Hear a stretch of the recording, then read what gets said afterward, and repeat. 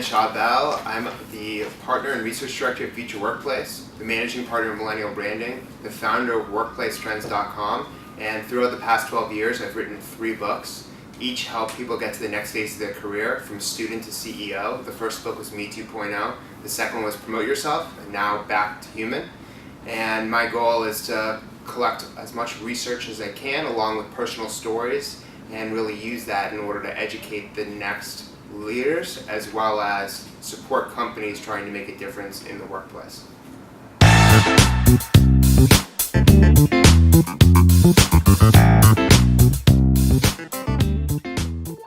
In 2012, I was interviewed for a documentary on my generation called The Revolution Generation. And during the interview for 2.5 hours, I kept being asked, what's the biggest issue that we face? And instead of just saying student loans or war or climate change, what I focused on was isolation. The fact that we're constantly using technology, and while it's kept us very connected, at the same time it's made us feel lonely and isolated.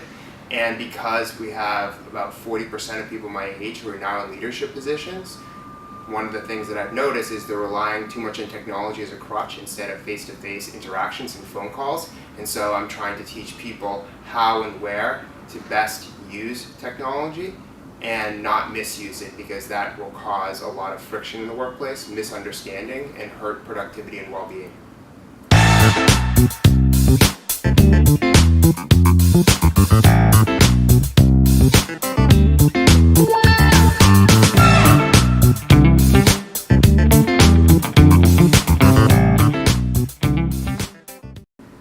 In the workplace, companies have embraced all of these collaborative tools like Slack, like Skype, you name it, instant messaging, yet all of these technologies have really isolated people and made them feel lonely and disconnected from their organization. That's not to say the technologies can be good. For instance, you can use technology to bring people together for a meeting or a social event, but if you're at that social event or in that meeting still using the technology, you're using it the wrong way, and you're creating boundaries between people when you should be using the technology to create bridges. And so from what I've recognized and from talking to 100 young leaders, some of whom will be on this panel at Corporate Learning Week, they all say that technology is a double-edged sword. It can be used for good or bad depending on the use case and how much you're using it and when you're using it. And so using technology to bring people together is a good thing. So early in my career, it was about using the technology to reach out and build a strong network, but it wasn't until I met people in person where the strong relationships were born and where I created friendships. And the more friends you have at work, the more you're committed to the team and organization. The lack of friends will cause you to be less committed and loyal, because it's much easier to leave a corporation where you have no human connections than one in which you have really good friends, because it's like leaving your family.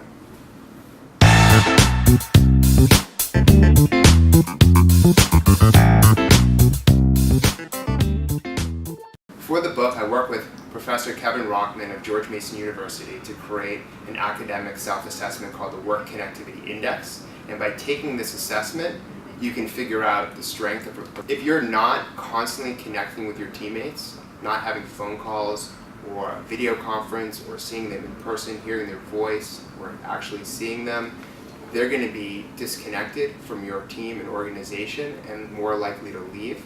So that's why it's so important to get people on the same page, especially those who work remote. Make sure you have regular calls. Make sure that expectations are set. Only 20% of companies have social outings, whereas the best way to bring people together is in those social environments.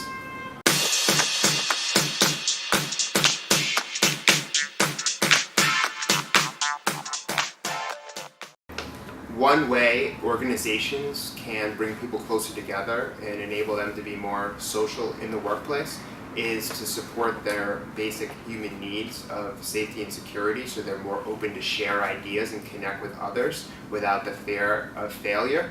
The other way is you create a culture of learning where you incentivize people to share what they know when they learn it, instead of having people take that knowledge and not share it and keep it inside, because the workplace is changing so fast. The average relevancy of a skill is only 5 years now, so in order to keep up with the changing demands of the economy, people have to support each other and learn from each other, and that way the organization will be able to continue to grow and their careers will grow at the same time.